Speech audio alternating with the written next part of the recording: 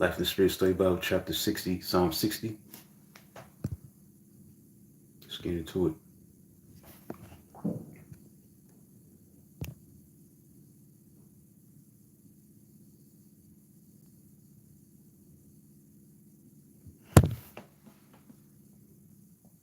Psalm 60, and it reads, verse 1 to 12. You have rejected us, O God, and burst forth upon us.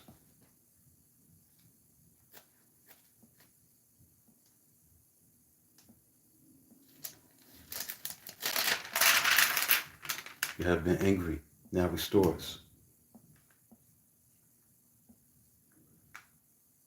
You have shaken the land and tore it open, and in its fractures, for it is quaking. You have shown your people desperate times. You have given us wine that makes us stagger. But for those who fear you, you have raised a banner to be unfurled against the bow, against the bow.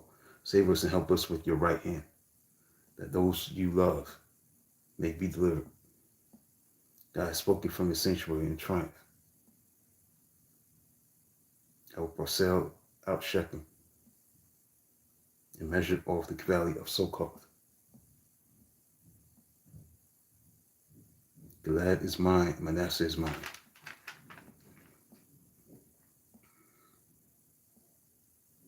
Ephraim is my helmet. Judah my scepter.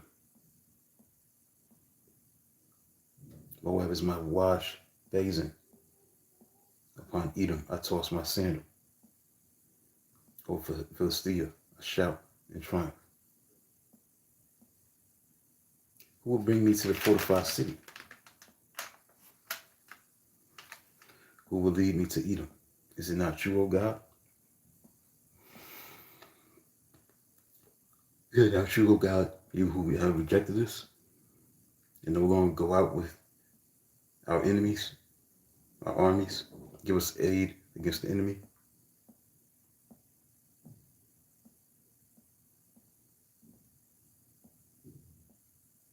For the help of man is worthless.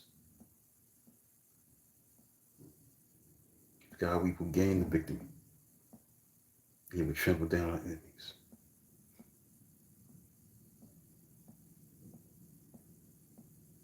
Let us pray. You have rejected us. You've been angry. If you like this video so far, make sure you subscribe to the channel. You have rejected us and you have been angry. That means that David confesses that God's people suffered a defeat and bowed because God withdrew his divine help and protection when they ceased to please him and do his will. The remedy for Israel in this tragic situation is to seek God earnestly in prayer and renew their fear of him.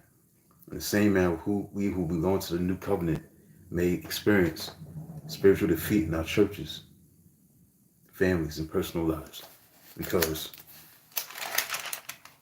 God's spirit has been offended by our sin, our conformity to surrounding society, our pride, or our forsaking of biblical principles of truth and righteousness. All right, let's get into Psalm 62, verse 1. My soul finds rest in God alone. My salvation comes from him. My salvation comes from him. That means that this psalm expresses a fundamental truth by which every believer should live. In times of trouble, affliction, or opposition,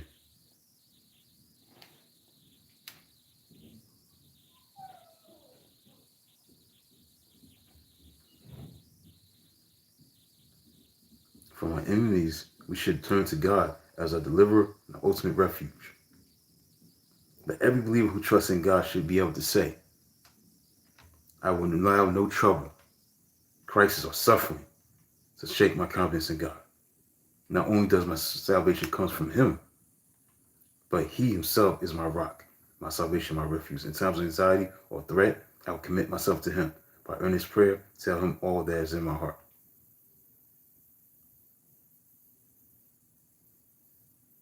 I will wait for the Lord to act on my behalf, knowing he sees my plight and will respond with compassionate love. Right, that's 3 people. Make sure you subscribe to the channel. It'd be appreciated. Also want to be reading a book, a new book. I'm trying to find it after I finish reading the Bible. Right, that's 4 people. Keep on subscribing if you like the video. Right, Psalm 63, and it reads, verse 1 through 11. It reads, "O God, you are my God. Earnestly I seek you. My soul thirsts for you. My body longs for you in a dry and weary land when there is no water.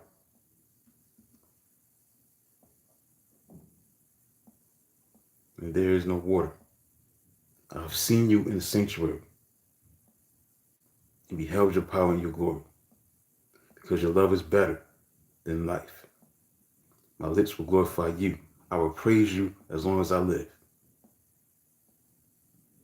In your name I will lift up my hands. My soul will be satisfied as with the riches of foods. Your singing lips, my mouth will praise you.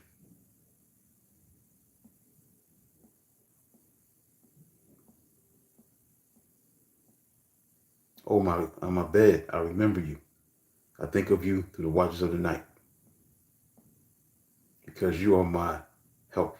I sing in the shadow of your wings.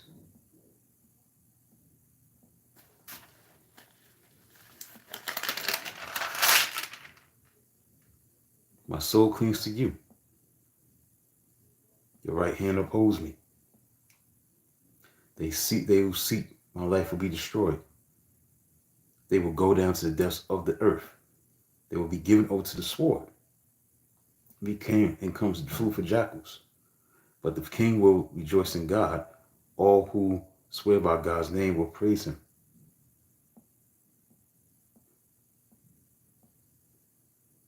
With the mouths of liars will be silenced. Let's break it down. Earnestly I seek you. What does that mean?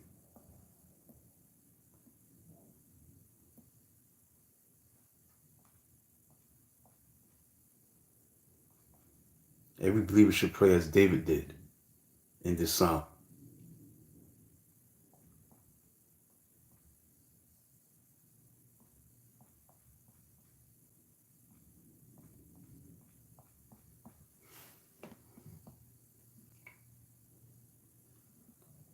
Because number 1, it describes a man's deep longing.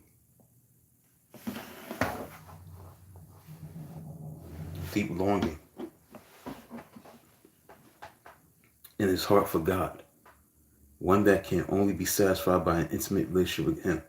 Those who profess to know God need to examine themselves by asking the following: do I really possess a strong desire for God and his presence in my life? Or do I go through life largely consumed with secular pursuits and worldly entertainment while praying and fasting? Fervent love for Jesus, study of his God's words, and a deep desire for God and his kingdom have little place or vitality in my affection and time. Behold your power and your glory. What does that mean? That means that not only should we earnestly seek God's presence in our personal lives, we should also long for his spirit, power, and glory to be manifested in his house. We should pray for God to assert himself in power against satanic dominion, demonic oppression, sin, and sickness, and infirmities. We should fervently desire that the gospel might convict and save sinners, sanctify them, bring them into the Spirit's fullness. I remember you. I think of you. That means that along with prayer and reading God's word, we should strive to center our thoughts on God day and night. Remember, thoughts on God day and night. Remembering God must not be an occasional occurrence, but a repeated experience of looking to heaven in praise, acknowledging his presence, lordship, and communion with him. Nothing will be better than that. Our first thought in the morning, and our last thought at night. Be on his grace, be on his character, and love and plan for us. So when we find it impossible to sleep during the night, we can turn our minds and hearts to God.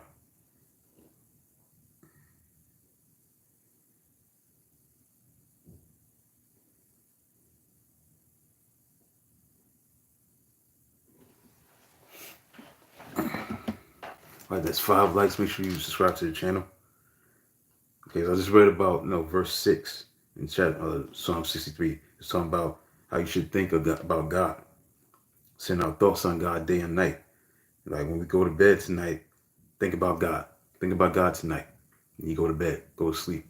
Make sure you think about God. That's very important.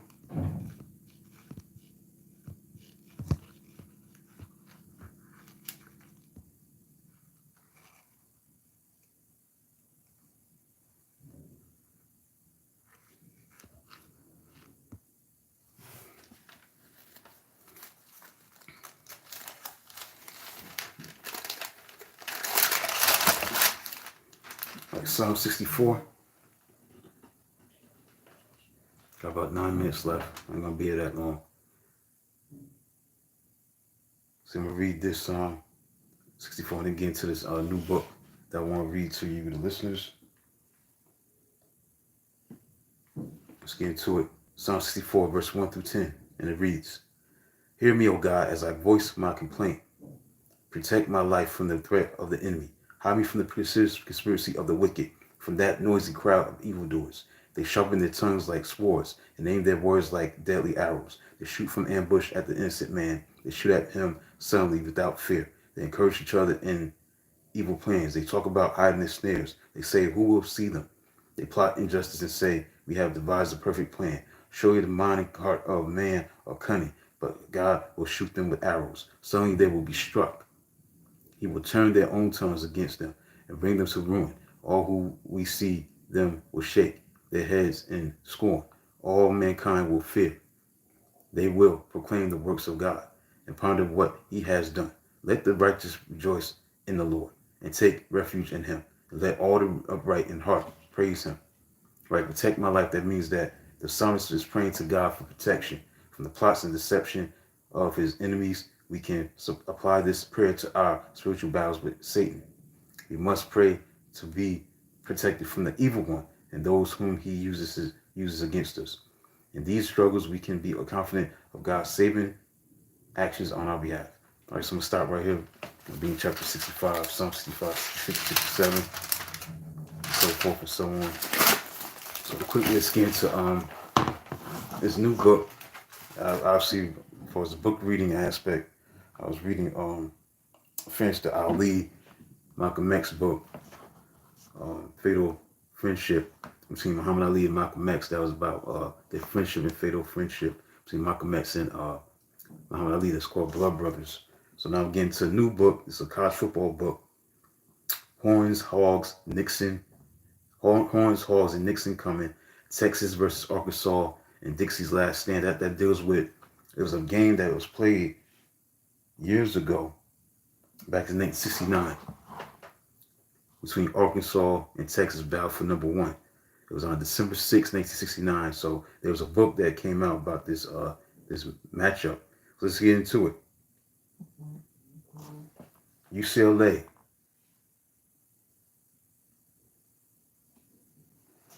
Defensive coordinator Bobby Field loved his 3.5-mile run through the canyons above the Westwood campus on early spring mornings, when you could hear the sprinklers and smell the damp grass. Let's then with prologue. Good morning, Mr. President. He tried to make it an escape from the X's and O's of the game, but strategic revelations came in flashes, such as when one arrived shortly after he crossed Sunset Boulevard and started up Stone Canyon Road. The new safety is going to be quick enough to send after the quarterback on 2nd and long, especially against teams with tailbacks who don't check if they're needed to block for the quarterback before drifting into the flat and leaving the lane wider than, what's this? And this morning, near the stately, sprawling, and isolated Hotel Bel Air, where the famous stay to be unseen, where the smell is either of the hotel's plush gardens or of old money, there are 3 men are walking toward Phil.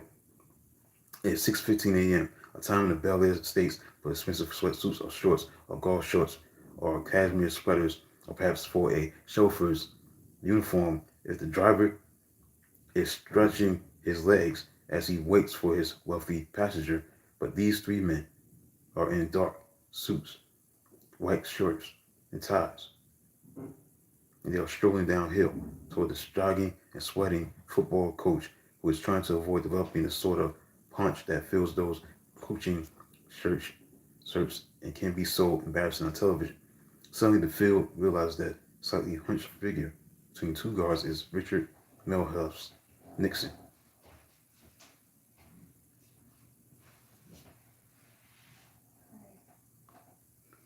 I,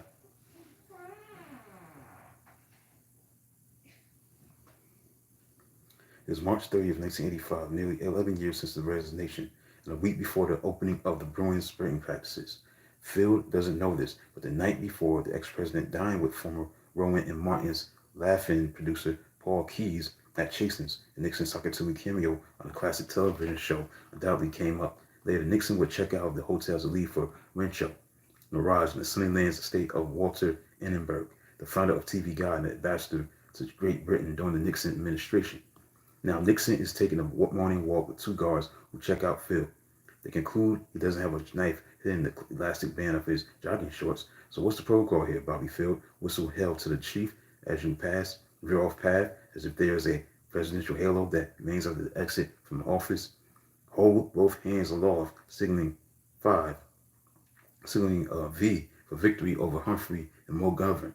Like a quarterback under siege, Phil has only a few seconds to make a choice. He nods in mid-stride and puffs out a greeting.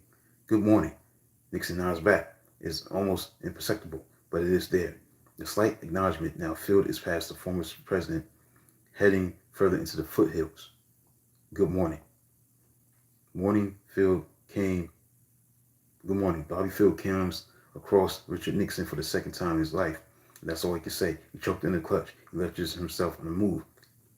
He runs for another 10 miles on his uphill portion, passing immaculate homes, then takes one more stride to the north, reverses direction, as if he had stepped on the line at the end of the field during gasser drills and must start back the other way.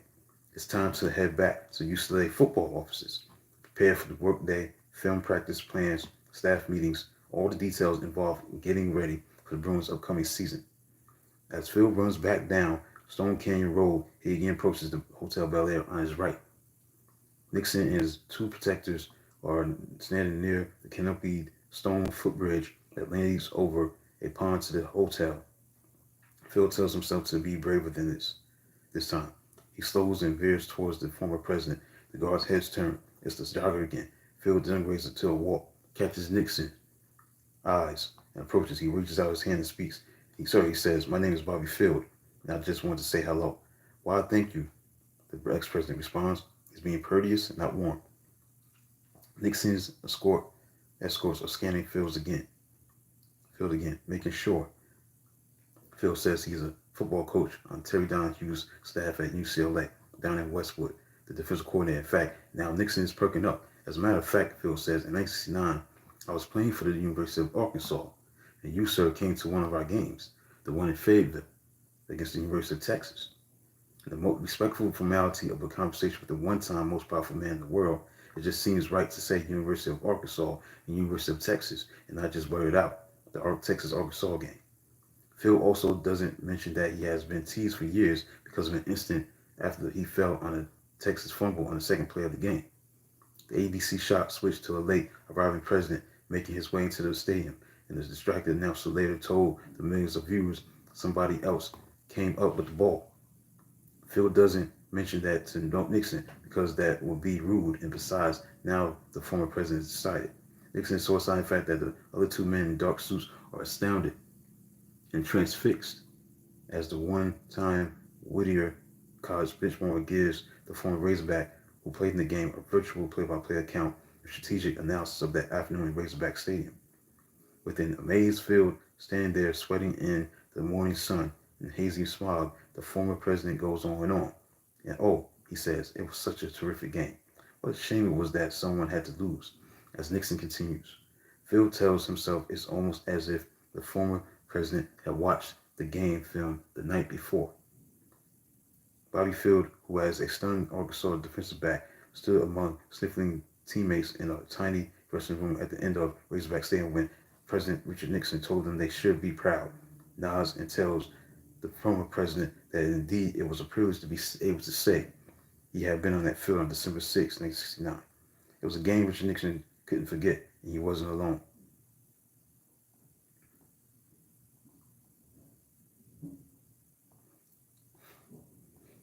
Yet there was more to it than 4 quarters of football, or what Texas coach Darrell Royal dubbed the Big Shootout, the final regular season game in the centennial year of college football. It also came in the final days when the faces under the helmets all could be white. The simple question, why, could be ranked. Why could be ranked in subordination. Maybe it was why there wasn't there weren't blacks in the program sooner.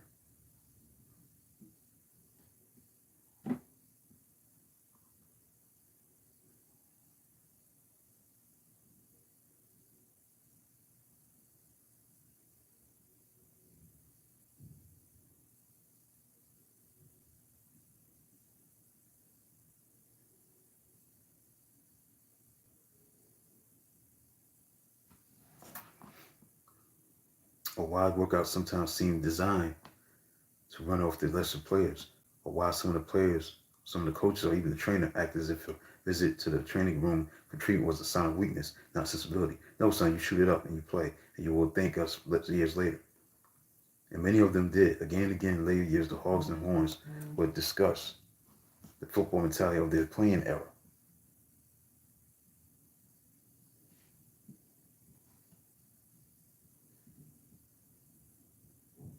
Shake their heads and quantify it with something like, but that's just how it was then.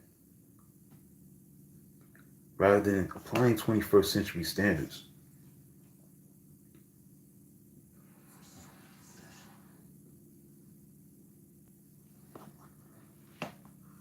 standards retroactively, pervasively, anyone with a sense for the era understood exactly what they meant. That's just how it was then. While college football was struggling with its evolution, and evolution progressing at differing paces around the country, the game often served to highlight aspects of national polarization in the late 60s. Many wanted sports to be an escape from turmoil, but by the end of the decade, sports often contributed to the general unrest. The most notorious instance was when sprinters Tommy Smith and John Carlos raised gloved fists during the medal ceremony at the 1968 Olympics, arguing that in fact the nation still wasn't for all its citizens the land of free, even 14 years after Brown versus Board of Education and 4 years after the Civil Rights Act of 1964 and following epic struggles in the Civil Rights Movement. In 1969, campuses were boiling cauldrons, primarily because of anti-Vietnam War sentiment, often angrily expressed, but it was linked also to a general sense of disillusionment and cynicism. John Kennedy, Martin Luther King, and Robert Kennedy were dead and still mourned. In Fayetteville that day, and even that week, the football game provided a focal point for that polarization, although the evidence of its significance was mostly ignored at the time, and as if the cheers and the martial music drowned out everything else happening both in this nation, the campus struggling with racial antipathy and divisiveness. One political protest came off that afternoon in Fayetteville. Another which would have been far more embarrassing to the University of Arkansas officials and disruptive to the national television broadcast was always one trumpet or tuba or trombone, note away from beginning. That demonstration, even if angry and prolonged, would have been preferable to the racially charged armed conflict that seemed on the verge of breaking out the night before the game in Fayetteville. One of Nixon's White House ancestors was in the Razorback Stadium seats that day. Another was in England, wondering how quickly his angst-filled letter could get from Oxford to Fayetteville. A trailblazing young law student who eventually would interrogate a sitting president in the White House anxiously watched the game on television at the University of Arkansas dormitory after getting out of the hospital that morning. On the field, two teams of young men, mostly bright, mostly tough, mostly conventionally grateful to accept the perks that came with being the stars on campus, mostly destined for productive post-football lives, and all of them white, represent a dying football era. One of them was displaying monumental toughness just by playing, and although nobody else knew, knew at the time, even if he didn't truly yet know the magnitude of his courage. Many of the imminent changes in sports and in society in which the games were played were shamefully overdue. Yet, the men on the field that day were the last, and in some ways the best of how it was. Right, so I'm going to stop right here. So I'll be in chapter 1 and 2 and 3 on Thursday. I don't think I'll be on tomorrow. That's it for my live feed. Thanks for those who tuned in. Tonight, I'll be back on Thursday for another Bible study time. Psalm 65, 66, 67 from Life Spirit Study Bible. And this new book that I'll just start reading tonight. Horns, Hogs, and Nixon coming. Texas versus Arkansas and Dixie's last stand. That's it for tonight. Until then, talk to you on Thursday.